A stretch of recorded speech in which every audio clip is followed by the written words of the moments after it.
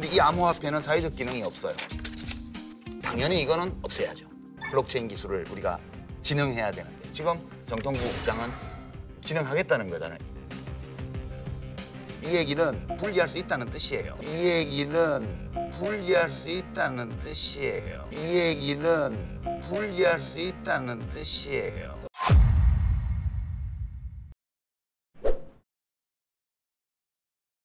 이번 순서는 제가 오래전부터 아주 좋아하는 분입니다. 비트코인에 대해 궁금한 게 생길 때마다 항상 그의 동영상을 찾아보는데 너무 완벽한 설명 늘 감탄합니다. 마스터링 비트코인의 저자이자 최근 비트코인에 대해 궁금해하는 캐나다 상원 의원들을 위해 청문회에 출석하여 많은 주목을 받았었죠. 아마 여기 계신 분들도 다 보셨을 거라 생각합니다. 진짜 대단하지 않나요? 저는 살다 청문회를 그렇게 길게 시청해 본 게 처음이었습니다. 그리고 국회의원들이 출석한 증인에게 정말 특별한 것을 들었다며 그렇게 감사해하고 박수치는 광경 역시 처음 본 것 같네요. 안드레아스 안토노플로스. 그는 복잡한 비트코인을 누구에게나 아주 쉽게 설명할 뿐만 아니라 이제는 관료, 입법자들과도 소통하며 수많은 사람들의 마음을 바꾸어 나가고 있습니다. 안드레아스, 앞으로 나와주세요. 와우. 와, 정말 엄청난 미덕이네요. 일단 양해 말씀부터 드리자면 이렇게 교탁이 있는 자리인 줄은 몰랐네요. 제 영상 많이 보신 분들은 아시겠지만 저는 계속 왔다 갔다 하면서 강의하는 스타일입니다. 저를 찍어주시는 촬영 감독님들께는 죄송하다는 말씀 미리 드릴게요. 환영합니다, 여러분. 최근 제가 참석해본 그 어떤 미덕보다 규모가 큰 것 같네요. 정말 흥미롭습니다. 아마도 제가 해본 가장 큰 모임 중 하나일 것 같은데요. 지난번 런던도 컸지만 여기 캐나다에 와서 참석한 청문회도 그렇고 지금 미덥도 그렇고 많은 에너지가 느껴지네요. 이벤트를 호스팅해준 안토니에게 감사의 말씀 전합니다. 자, 시작해 볼게요. 여러분 중 오늘 처음 비트코인 얘기를 들었거나 접한 게 최근인 분들 계신가요? 네, 약간 있네요. 비트코인이 이미 익숙하신 분은요? 그리고 실제 소유하고 계신 분은요? 그리고 비트코인 관련 개발을 하고 계신 분도 있을까요? 오케이, 판타스틱합니다. All right, fantastic. So I want to talk about splitting hairs, and I want to talk about the 5 stages of grief. 오늘 제가 할 이야기는 비트코인에 대한 거라고 기대하셨겠지만 실은 슬픔을 대하는 5단계입니다. 네, 물론 어느 정도 농담이고요. 대중의 인식을 비트코인과 엮어서 한번 이야기해 보겠습니다. 3년 전부터 저는 어딜 가든지 만나는 사람들에게 비트코인 얘기를 했습니다. 근데 혹시 비트코인이라고 들어보셨나요? 라고 묻는 것 자체가 좀 어리석은 질문이었습니다. 왜냐하면 다들 한 번도 들어본 적이 없고 제가 무슨 얘기를 하는지도 이해 못했을 테니까요. 그래서 보통 정말 신박한 게 있는데요. 한번 들어보실래요? 라고 얘기를 꺼냈습니다. 그리고 최근 들어서는 꽤 많은 사람들이 비트코인에 대해 접하기 시작했습니다. 예전에는 진짜 기술을 좀 아는 사람들한테서나 할 수 있는 얘기였죠. 아니, 정정하겠습니다. 괴짜들만 있는데 가야 그나마 할 수 있는 얘기가 비트코인 얘기였습니다. 그리고 이제는 아무 데서나 이를테면 택시를 잡아서 탄 다음에 기사님한테 혹시 비트코인 들어본 적 있나요? 라고 할 수 있게 되어 가고 있죠. 이처럼 주류 미디어에서도 비트코인을 다루게 되는데요. 물론 이것은 인류 역사상 가장 놀라운 분산 합의 네트워크 및 결제 시스템입니다. 이런 말은 절대 안 합니다. 대중들이 듣는 이야기는 뭐죠? Drugs on the internet, right? 인터넷 사이버 세계의 마약을 위한 돈, 맞죠? 예전에 어느 나라의 비트코인 컨퍼런스에 참석한 적이 있었는데요. 당시 길거리 사람들에게 비트코인 얘기를 했다면 어땠을까요? 아마 이상한 눈으로 쳐다봄과 동시에 어떻게든 좀 거리를 두려고 했을 겁니다. 코카인 같은 마약이라도 파는 줄 알았을 거예요. 비트코인을 하는 사람들에 대해 주류 미디어가 했던 말들을 정리해 볼까요? 타락한 인간들, 포르노 중독자, 마약쟁이, 잠재적인 테러리스트. 네, 여기 모인 우리 모두 그런 사람들 맞죠? 이것이 바로 슬픔을 받아들이는 첫 번째 단계입니다. 부정하기. 이건 모든 혁신 기술이 나올 때마다 나타나는 사회 반응인데요. 특히 그 변화가 파괴적이고 무섭게 느껴질 경우 그 변화를 무시하려는 욕구가 강하게 발현됩니다. 그리고 최근 들어 은행권이나 미디어에서 하는 이야기를 관찰해보면 부정에서 두 번째 단계인 분노로 이동하는 것을 볼 수 있죠. 지금 뭐 다 이런 얘기뿐이잖아요. 비트코인 그거 IS 자금줄에 쓰이잖아. 그쵸? 자, 본인이 IS에 펀딩 자금을 댄 적이 있다. 손 들어주세요. 아, 네, 죄송합니다. 제가 손을 들어버렸네요. 저는 미국에 납세를 하고 있는데요. TV에서 IS 테러리스트들 나올 때 걔네들이 혹시 미국 성조기 페인트가 그려진 M1 아브람스 탱크나 험비 같은 거 몰고 다니는 거 보신 적 있죠? 그래요. 뭐 진짜 엄밀히 따지면 네, 맞습니다. 저는 미국에 세금을 냈고 그 돈은 국방부로 들어가서 그런 여러 장비와 물자들을 사게 했고 지금 IS가 그걸 사용하고 있으니 네, IS에 자금을 지원한 적이 있는 것 같네요. 그리고 어제는 차에 기름을 좀 넣었는데요. 그 돈은 결국 사우디로 가니까 그렇게도 저는 IS에 펀딩을 했겠네요. Oops, but I'll tell you this, I've never funded ISIS in Bitcoin. So let's keep that straight. But that's 하지만 한 가지 분명히 하겠습니다. 저는 적어도 비트코인으로는 IS에 자금을 된 적이 없습니다. 이처럼 비트코인에 대한 대중의 인식은 부정 단계를 지나서 분노 단계를 겪어오고 있습니다. 지금도 그렇지만 이랬던 사람들 정말 많았잖아요. 비트코인? 그거 듣고 싶지 않아. 아무리 봐도 뭔지 모르겠고 이상하고 이해도 안 되고 뭐 좀 과격한 젊은 애들이나 좋아할 것 같아. 보수적인 문화를 가진 회사의 담당자들과는 비트코인 이야기하는 것 자체가 참 어렵습니다. 혹시 비트코인에 대해 들어보셨나요? 워워워워워.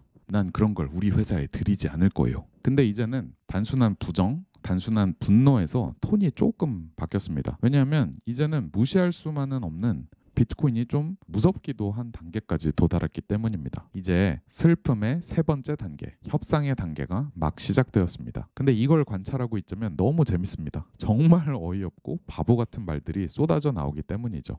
회의론자들은 모두 한때 비트코인은 별거 아니다. 디지털 쪼가리다. 그저 튤립 버블이다. 투기 광풍이다. 곧 없어질 거야. 라고 깎아내리기에 여념 없었습니다. 근데 비트코인이 3년 동안이나 죽음을 거부하고 있네요. 그리고 그 가치가 100억 달러를 돌파해버렸네요. 그리고 실제로 그걸 가지고 거래를 하는 사람들이 생겼네요. 수억 달러의 투자를 통해 스타트업들이 탄생하고 있네요. 이제 무지성으로 저주를 퍼붓기에는 좀 아닌 것 같습니다. 그래서 지금까지 내세우던 비트코인은 범죄고 나쁜 거고 버블이다. 의 내러티브를 버리고 협상 단계에 들어가는 것이죠. 새로운 내러티브는 이렇습니다.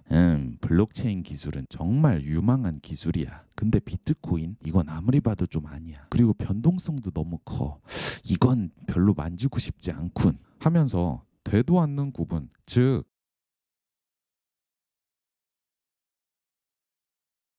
비트코인에서 블록체인만 똑 떼어다가 뭔가를 할 수는 없나? 라는 슬픔의 세 번째 협상 단계에서 허우적됩니다. 이건 정말 2015년을 대표하는 가장 웃긴 밈들이 돼가고 있습니다. Well, we'll take a bit of blockchain, but you can leave that Bitcoin stuff behind. 수많은 회사들이 정말 다들 이러고 있어요. 우리는 블록체인 기술을 채택할 것이지만 비트코인은 안 할 겁니다. 네? 비트코인 리서치를 안 하신다고요? 아니요. 그런 불결한 건 터치 안 할 거예요. 우리 은행에는 블록체인 기술을 연구하는 블록체인 리서치 그룹이 있습니다. 협상의 단계 정말 보고 있자면 웃겨 죽겠습니다. 이걸 통해 가장 먼저 드러나는 사실은 이런 말을 하는 인간들이 실제로는 비트코인을 전혀 이해하지 못했다는 것입니다. 비트코인의 일부인 블록체인을 똑 떼어다가 와, 이건 혁명이야 라고 할 수는 없습니다. 왜냐하면 그렇지 않기 때문이죠. 블록체인 그 자체는 혁명이 아닙니다. 저를 이상하게 보는 분들이 느껴지는데요. 블록체인이 혁신이 아닌 이유는 블록체인은 그냥 장부이기 때문입니다. 장부는 얼마나 오래된 기술일까요? 수천 년은 되었을 겁니다. 우리가 전 세계에 걸쳐 어느 유적이든지 최초로 발견하는 문자는 서판에 새겼든 돌에 새겼든 파피루스에 새겼든 그것은 장부입니다. 거기다 무엇을 썼나요? 이웃에 사는 사람이 당신에게 염소 몇 마리를 빚졌는지, 당신이 팔았던 포도주가 총 몇 통인지 이런 게 적혀 있는 장부입니다. 장부 그 자체에는 혁명적일 게 전혀 없습니다. 파피루스의 첫 페이지에 적혀 있는 모든 포도주 양을 합산한 다음 그 숫자를 파피루스의 두 번째 페이지 상단에 복사하면 여러분들은 해당 거래들을 블록으로 만들어서 함께 연결한게 됩니다. 그게 블록체인입니다. 그닥 대단한 기술이 아니에요. 아주 오래전부터 있어 왔던 것입니다. With no central authority. A decentralized 정말 흥미로운 것은 뭐냐? 분산형 네트워크입니다. 정말 매력적이죠. 중앙 권한도 없고 정보 기록을 담당하는 상대방도 없습니다. 이것만이 놀랍도록 파괴적이고 혁명적인 기술입니다. 이는 수많은 산업에 어마어마한 변화를 가할 건데요. 하지만 은행들이 최근에 부랴부랴 만든 블록체인 리서치 센터에서는 연구하고 있는 게 예를 들면 이런 겁니다. 블록체인이라는 게 정말 좋은 것 같아. 근데 이거를 비트코인 없이는 어떻게 안 될까? 채굴이라는 거 없이는 어떻게 안 될까? 분산화된 네트워크 구조 없이는 어떻게 안 될까? 누구나 참여할 수 있는 개방형 프로토콜이 아니라 정해진 사람들만 참여할 수 있는 프로토콜이면 안 될까? 누구나 자신만의 은행을 가질 수 있다고? 그건 좀 안 하면 안 될까? 이렇게 말이죠. 심지어 이렇게도 말합니다. 블록체인을 지금의 비자 카드 결제 시스템처럼 쓰는 건 어때? 슬픔의 세 번째 단계, 협상 그 자체입니다. 근데 무엇에 대한 슬픔일까요? 은행업은 아마도 세상에 존재하는 그 어떤 산업보다 확고히 독점적이고 기생적인 산업입니다. 그들은 파괴적 혁신을 좋아할래야 좋아할 수 없습니다. 은행 산업에서 혁신이 일어나면 엄청난 영업이익이 감소하거든요. 비트코인은 매우 파괴적입니다. 근데 그냥 조금 파괴적인 게 아닙니다. 예를 들어 비트코인은 어이 결제 시스템들 나랑 좀 경쟁해볼까? 이런 차원이 아닙니다. 비트코인은 페이팔과 같이 은행에 잠식되어 버린 이른바 아기 비자 카드가 아닙니다. 비트코인은 당초에 은행권이 길들이기에 매우 성가신 특성들이 있습니다.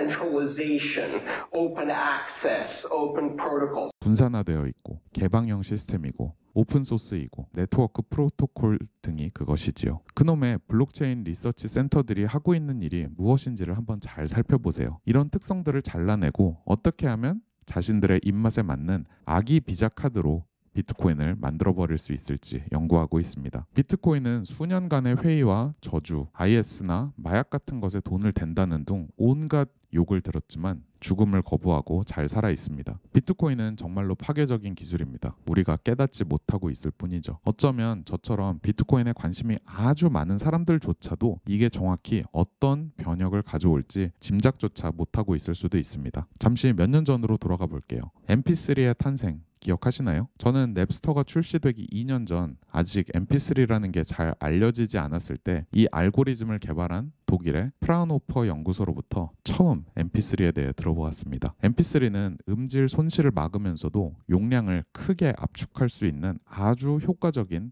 알고리즘이었습니다. 하지만 저는 이게 어떤 변화를 가져올지 미처 보지 못했습니다. 이를 가장 먼저 알아본 넵스터는 이 세상의 모든 컴퓨터를 데스크톱 뮤직 스테이션으로 바꿔버렸습니다. 그리고 점차 음악 산업을 잠식하기 시작했습니다. 이 갑작스러운 위협에 음악 산업은 넵스터와 싸웠습니다. 넵스터는 서비스를 종료했지만 이 기술은 라임와이어라는 것으로 진화했습니다. 음악 산업은 또 칼을 뽑았습니다. 그리고 라임와이어는 그누텔라로 또 진화했습니다. 음악 산업은 또 칼을 뽑습니다. 이번에는 그누텔라가 비트토렌트로 진화했습니다. 그리고 음악 산업은 더 이상 싸우는 것을 포기하고 백기를 들게 됩니다. 더 이상 싸울 수 없었던 건 분산화된 것과는 싸워서 이기기가 매우 어렵거나 이길 수 없기 때문입니다. 그리고 비트코인은 비트토렌트가 걸었던 길을 그대로 걷고 있습니다. 음악 산업의 총 규모는 어느 정도인가요? 1000억 달러? 정말 작죠? 애플은 불과 수년 만에 그것을 통째로 집어삼켰습니다. 비트코인의 파괴적 혁신이 은행업에 미치면 어떻게 될까요? 중개인으로서의 은행은 소위 탈중개화라는 과정을 겪게 됩니다. 이건 지금까지 100년 이상을 공들여 구축한 산업이 하룻밤 사이에도 쓸모 없어지게 된다는 것을 의미합니다. 저와 당신이 뭔가를 주고받고 싶어하고 누군가가 가운데에서 서비스를 제공하는 상황일 때 탈중개화란 그 일을 하도록 도와주는 누군가를 더 이상 필요로 하지 않는 것을 의미합니다. 음악 산업에서 탈중개화가 일어나면 중간에 있는 음반사는 역할을 잃어버립니다. 아티스트는 소비자와 직접 만날 수 있게 되니 음반사는 당연히 이를 좋아하지 않습니다. 그리고 음악 산업은 비트코인이 얘기하는 금융 서비스업에 비하면 정말 작은 산업입니다. 금융업에서의 탈중개화가 일어나기 시작하면 수십억 달러 규모의 겹겹이 쌓여있는 레이어들이 통째로 증발하게 될 수도 있습니다. 비트코인은 중개자가 담당해온 온갖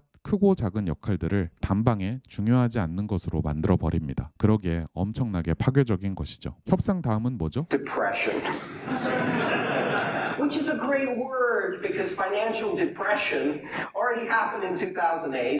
디프레션, 우울, 공황입니다. 2008년에 이미 금융공황이 왔으니 말이 되죠. 현대 금융 시스템은 이런 일을 앞으로도 계속해서 반복할 것입니다. 따라서 금융업계는 비트코인과의 싸움에서 아무런 준비가 되어 있지 않은 것입니다. 그리고 앞으로도 제대로 준비하기는 어려울 것입니다. 금융업은 수백 년에 걸쳐 최악의 평판을 받고 있고 할 수 있는 모든 여지를 다 쥐어짜서 부채 규모를 늘려오고 있습니다. 비트코인이라는 이 기술을 능숙하게 사용할 18세 미만의 젊은 사람들을 생각해 보세요. 그들에겐 일자리가 충분하지 않습니다. 그리고 자신들의 미래를 담보로 기성세대들은 과도한 부채를 일으켰습니다. 누구도 그 빚을 갚으려 하지 않고 갚을 수도 없어 보입니다. 이들이 비트코인을 선택할 가능성은 어떨까요? 제가 예측하건대 똑똑한 일부의 금융계는 아마도 발빠르게 마지막 단계인 수용 단계로 넘어갈 것입니다. 우리는 이미 이런 변화를 인터넷을 통해 간접적으로 본 적이 있습니다. 처음에는 통신회사들이 모두가 서로 어깨를 걸고 이렇게 말했습니다. 우리는 이따위의 것이 원거리 통신 산업을 잠식하도록 놔두지 않을 거야. 예전에 제가 런던에서 유학 중일 때 고향 그리스로 전화하던 때가 생각납니다. 한 번 걸면 아마 10분 정도 대화를 나눴던 것 같은데요. 그러기 위해서 저는 전화기 위에 동전 한 무더기를 올려놨어야 했습니다. 그리고 10초마다 동전을 넣었죠. 반대편 그리스에서는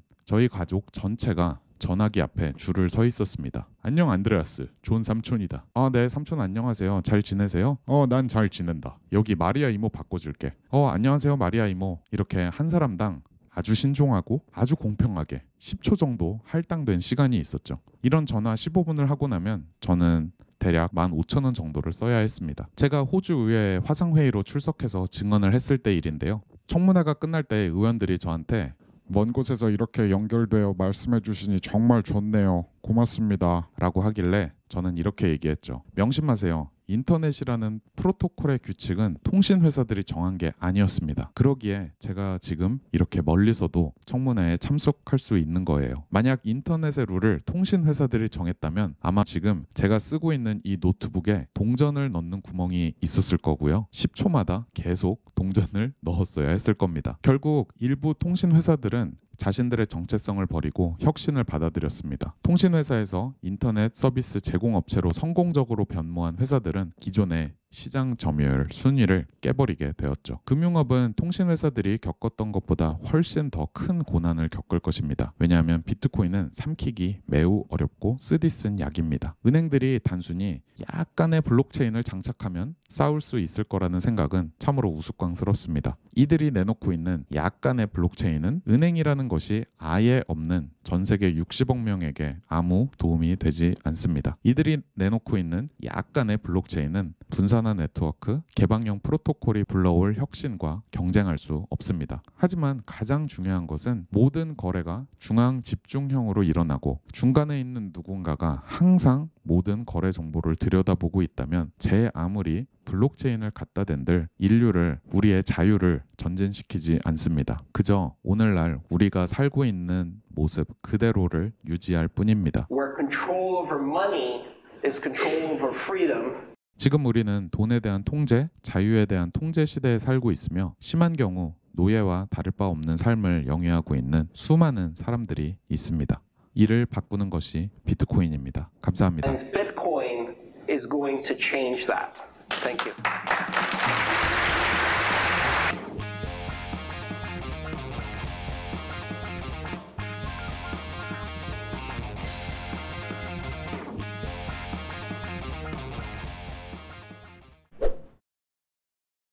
가상화폐만이 꼭 블록체인을 발전시킬 수 있냐 가지고 논쟁을 하시는데요. 저는 블록체인 기술이 그런 쪽으로 발전해 나갈 수 있다고 보고요. 네, 맞습니다. 예. 근데 그런 회사가 나올 겁니다. 왜 암호화폐밖에 못 해요, 근데? 아니. 근데 이건 수요가 있어요.